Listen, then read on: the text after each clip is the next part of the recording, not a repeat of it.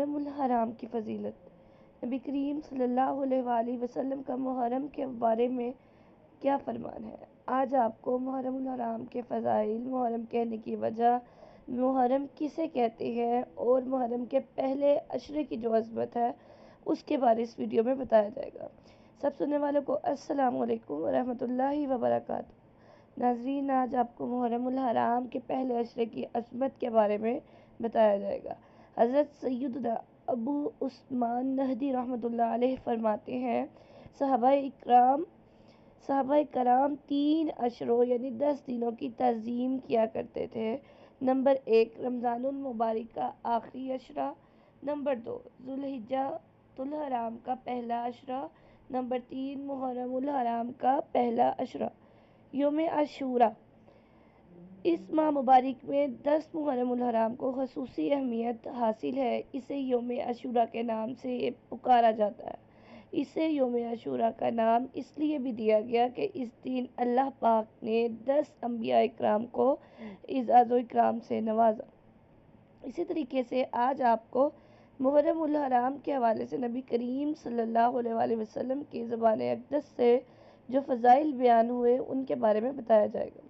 Number 1، ایک شخص نبی کریم صلی اللہ علیہ وآلہ وسلم کی بارگاہ اقدس میں حاضر ہوا، عرض کی، یا رسول اللہ صلی اللہ علیہ وآلہ وسلم، رمضان کے علاوہ میں کس مہینے میں روزے رکھوں؟ نبی کریم صلی اللہ علیہ وآلہ وسلم نے ارشاد فرمایا، اگر تم نے رمضان کے بعد کسی مہینے کے روزے رکھنے ہو تو محرم کے روزے رکھو، کہ یہ اللہ پاک کا مہینہ ہے۔ اس مہینے میں ایک دن ہے جس میں اللہ پاک نے ایک قوم کی توبہ قبول فرمائی اور دوسروں کی توبہ بھی قبول فرمائے گا۔ ایک اور حدیث سنتے ہیں، نبی کریم صلی اللہ علیہ وآلہ وسلم نے فرمایا، ماہ رمضان کے بعد سب سے افضل روزے اللہ پاک کے مہینے محرم کے روزے ہیں، اور فرض نماز کے بعد سب سے افضل نماز رات کی نماز ہے۔ سبحان اللہ۔ اور اللہ تبارک و تعالیٰ نے یوم عاشورہ کی جو اس کے حوالے سے جو انعام و اکرام کیے اپنے انبیاء کرام پر، وہ بھی کچھ آپ کو وہ سناتے ہیں۔ یوم عاشورہ سے انبیاء کرام علیہ السلام سے خصوصی نسبت جو اس کو حاصل ہے۔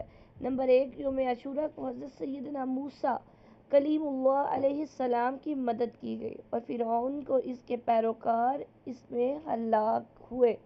نمبر 2، حضرت سیدنا نوح نجی اللہ علیہ السلام کی کشتی جودی پہاڑ پر ٹھہری، یہ 10 محرم کا دن تھا۔ حضرت سیدنا یونس علیہ السلام کو مچھلی کے پیٹ سے نجات ملی۔ حضرت سیدنا آدم علیہ السلام کی قبولیت توبہ کا دن بھی یہی ہے۔ حضرت سیدنا یوسف علیہ السلام کنویں سے نکالے گئے 10 محرم الحرام کے دن ہی۔ اسی دن حضرت سیدنا عیسیٰ روح اللہ علیہ السلام کی ولادت ہوئی اور اسی دن آپ علیہ السلام کو آسمان پر اٹھایا گیا۔ عاشورہ کے دن ہی حضرت سیدنا داؤد علیہ السلام کی توبہ قبول ہوئی۔ حضرت سیدنا ابراہیم خلیل اللہ علیہ السلام کی اسی دن ولادت ہوئی۔ حضرت سیدنا یعقوب کی بینائی کی کمزوری اسی دن دور ہوئی۔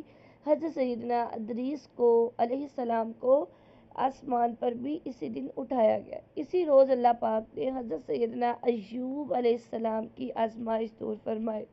یوم عاشورہ کو ہی حضرت سیدنا سلیمان علیہ السلام کو بادشاہت عطا کی گئی۔ یہ ہے 10 محرم الحرام کے حوالے سے خاص جو نسبت انبیاء کرام کی ہے وہ آپ کو بتایا۔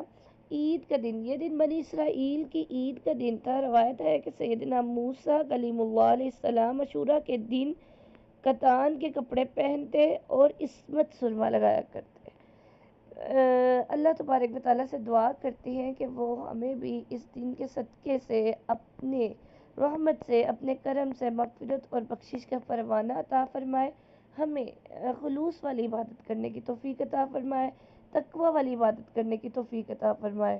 اور اس کا روزہ جو ہے، ایک عالم صاحب کو خواب میں دیکھا گیا، دیکھنے والے نے حال پوچھا، فرمایا 60 سال تک عاشورہ کا روزہ رکھنے کی برکت سے اللہ نے میری مغفرت فرما دی۔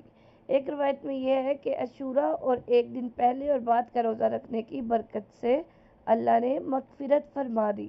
اللہ کریم ہمیں اس چیز کے ہر برکتیں عطا فرمائے، ہر اسلامی ماہ کی، ہر اسلامی جو نیا سال کا آغاز ہے، اللہ تبارک و تعالی ہمیں اس کی برکتیں، نعمتیں اور رحمتیں عطا فرمائے اور ہمیں اپنی خاص رحمت میں جگہ عطا فرمائے۔ اللہ کریم تمام انبیاء اکرام کے صدقے سے ہمارے پر اپنا خاص کرم فرمائے۔ ناظرین، امید کرتی ہوں آپ کو ویڈیو پسند آئی ہوگی۔ اگر آپ کو ویڈیو پسند آئی تو اس کو لائک، شیئر، کمنٹ ضرور کیجئے گا۔ آتی ہے نئی ٹاپک کے ساتھ، تب تک کے لیے اللہ آپ کا حامی و ناصر۔ السلام علیکم۔